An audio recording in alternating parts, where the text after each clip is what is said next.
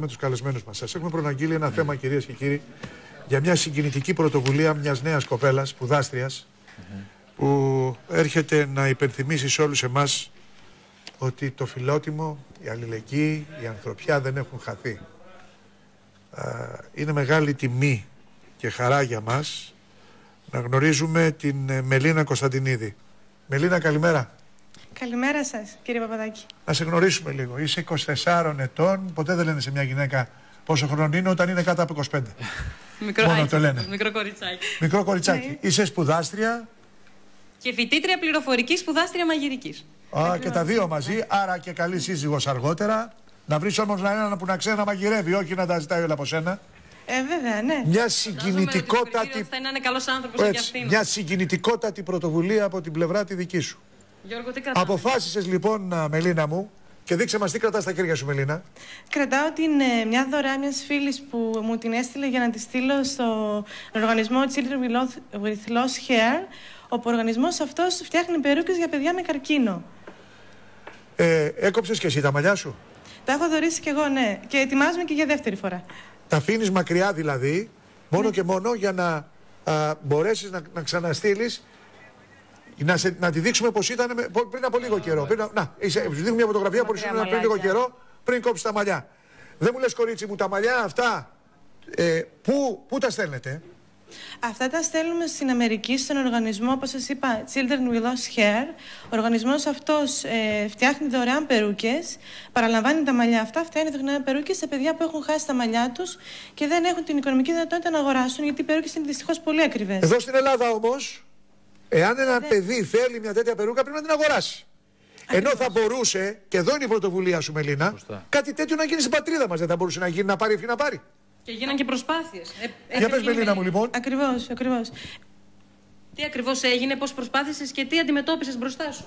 Όταν ξεκίνησε η καμπάνια αυτή της ενημέρωσης, που αποτελείται καθαρά από εθελοντές, ξεκινήσαμε να επικοινωνούμε με τις εταιρείες που βρίσκονται εδώ στην Ελλάδα για να μας φτιάχνουν τις περούκες δωρεάν. Αν όχι δωρεάν, να προσφέρουμε εμείς τα μαλλιά και να μηδενίσει το κόστος στις περούκες για να μπορούν τα παιδιά εδώ στην Ελλάδα να έχουν τις περούκες δωρεάν. Δυστυχώς οι απαντήσεις δεν ήταν θετικές. Δεν καταφέραμε να δημιουργήσουμε αυτόν τον οργανισμό. Δεν έχει επικοινωνήσει προς πόρον κανένας μαζί μας. Και ενώ έχουμε και 140 και πλέον δωρητές, Γιώργο, στη χώρα μας, αυτή τη στιγμή τα παιδάκια που νοσούν στη χώρα μας δεν έχουν τη δυνατότητα να πάρουν δωρεάν μία περούκα λόγω αυτής της αρνητικής απάντησης που δεχτήκατε. Οι οποίες είναι πανάκριβες. Και οι οποίες είναι και πανάκριβες. Πολύ, ναι, γιατί είναι φυσικό μαλλί. Ξέρεις κάτι, Μελίνα, αυτά τα που δεν είναι καθόλου απλά, αυτό που σκέφτηκες εσύ, αυτό που κάνετε εσείς εθελοντικά και που αρχίζει σιγά σιγά να γίνεται γνωστό, και ελπίζουμε σήμερα μέσα από αυτή την εκπομπή να γίνει ακόμα περισσότερα γνωστό, κάποιοι να κοκκινήσουν από το θυμό τους ή από την τροπή τους που δεν έχουν κάνει δεχτεί την πρότασή σας, να βρεθεί μια εταιρεία και να πει ναι, αναλαμβάνουμε εμείς. Αυτά μπορεί να φανούν μικρά. Δεν είναι μικρά. Είναι τεράστια. Είναι τεράστια. Και ξέρεις τι, υπενθυμίζουν σε όλους μας ότι δεν χάσαμε την ανθρωπιά μας. Δεν χάσαμε τις ευαισθησίες μας, δεν χάσαμε την αλληλεγγύη μας. Και μιλάμε για ανθρώπινες ψυχούλες, για μικρές ψυχούλες, για μικρά παιδάκια. Τα οποία για ένα χρονικό διάστημα, μετά από τις ακτινοβολίες, έχουμε εδώ και γιατρό. Γιατρέ, είναι ο κύριος Μαρκόπουλος. Πόσο το έχουν ανάγκη αυτά τα παιδιά. Θέλω την πολύ μεγάλη ανάγκη, κυρίως στην κατεύθυνση της ψυχολογικής υποστήριξής τους. Διότι για αυτούς αυτό που περνούν και αυτό που βλέπουν στον εαυτό τους είναι σοκαριστικό. Το έχει ανάγκη η οικογένειά τους και σε τελική ανάλυση νομίζω ότι για μας, για την κοινωνία που ζούμε, την κοινωνία αυτή την έχουν κάνει πάρα πολύ δύσκολη. Η επικοινωνία με τα παιδιά είναι το χτίσιμο της αυριανής κοινωνίας. Και να ένα παιδί, και ξέρετε, το πολύ σημαντικό, κορίτσι μου, Μελίνα μου, είναι ότι από ένα παιδί, γιατί παιδί είσαι ακόμα, έρχεται αυτή η ιδέα. Άλλη, πώς σου κατέβηκε στο κεφάλι εσένα αυτή η ιδέα? Έχεις κάποιο συγγενικό πρόσωπο? Έχω ένα συγγενικό πρόσωπο, ναι. Ξεκίνησε όταν θέλησα εγώ να δωρήσω τα μαλλιά μου και δεν έβρισκα κάπου να ενημερωθώ. Οπότε αποφάσισα ίδια να επικοινωνήσω. Όταν είδα ότι ο κόσμος ανταποκρίνεται, ότι θέλουν φίλοι μου να δωρήσουν, αποφάσισα να κάνω και αυτή την καμπάνια. Να σας πω ότι σε αυτή την καμπάνια δεν είμαι μόνη μου, είναι πάρα πολλοί άνθρωποι που πραγματικά υποστηρίζουν. Είμαστε πλέον 120 άτομα. που έχουμε δωρήσει στα μαλλιά μας και μέσα σας πω και παραπάνω. 120 αυτοί που έχουν επικοινωνήσει μαζί μου. Είναι κομμωτές που κουρεύουν δωρεάν τους πελάτες τους για να το δωρήσουν. Είναι βιβλιοπωλεία που δημοσιεύουν και εκτυπώνουν δωρεάν τις αφίσες. Και μια χρηστική πληροφορία, αν μου επιτρέπεις, Γιώργο. Επειδή θα υπάρξει πολλοί κόσμος που θα διαφερθεί, δεν μπορεί ο καθένας να γίνει δωρητής. Για να μας πει λοιπόν η Μελίνα, τι προδιαγραφές, Μελίνα, για πες μας λοιπόν τις προδιαγραφές. Τι πρέπει τα μαλλιά, τι μαλλιά πρέπει να είναι. Εγώ δεν μπορώ. Εγώ δεν μπορώ με τίποτα να γίνω δωρητής, όπως αντιλαμβάνεσαι. Τα μαλλιά καταρχήν πρέπει να είναι υγιή, είτε βαμμένα είτε στο φυσικό τους χρώμα. Το τονίζω, βαμμένα πρέπει να είναι υγιή, να μην είναι ταλαιπωρημένα και καμένα.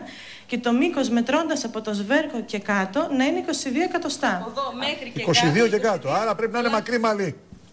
Έτσι. Αυτό που είχα δωρήσει εγώ ήταν 30 εκατοστά. Τώρα αν είναι γκρίζα ή σγουρά μαλλιά. Δεν έχει καμία σημασία. Κοίτα ρε παιδί μου, τόσο απλό πράγμα.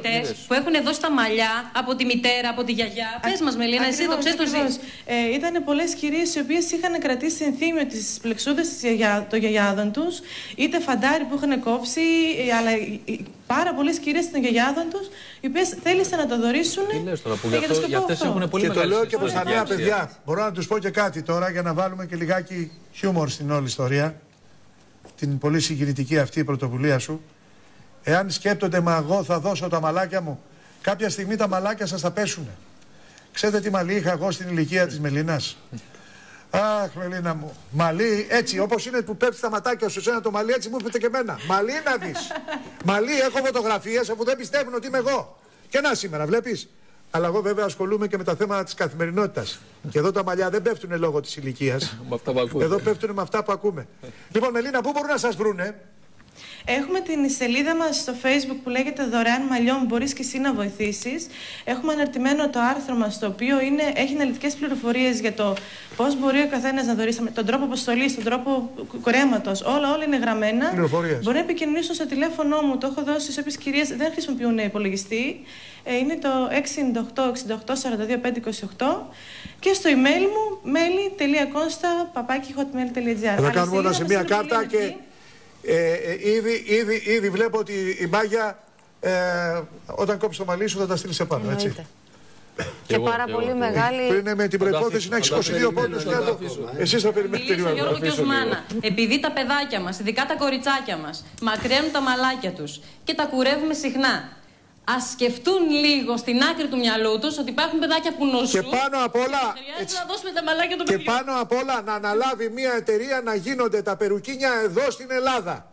Ας δείξουν την ευαισθησία τους. Είναι πολύ σημαντικό, το χρειαζόμαστε. Υπάρχουν μητέρες που επικοινωνούν μαζί μας και μας ρωτάνε μήπως μπορείτε να δώσετε και σε εμάς και εμείς απάντηση δεν έχουμε, δυστυχώς. Μελίνα μου, μας γέμισες σε αισιοδοξία και χαρά. Συγκινημένη Ήσουν και ευχαριστώ πάρα πολύ. ένα θέμα εντελώς διαφορετικό από αυτά που εμείς καταπιανόμαστε καθημερινά. Να είσαι καλά, κοριτσάρα μου γλυκιά. Να είσαι καλά, κορίτσι μου, να σε χαίρονται οι γονείς σου και οι άνθρωποι που σε αγαπάνε. Ξέρεις εσύ τι εννοώ. Λοιπόν, την καλημέρα μας.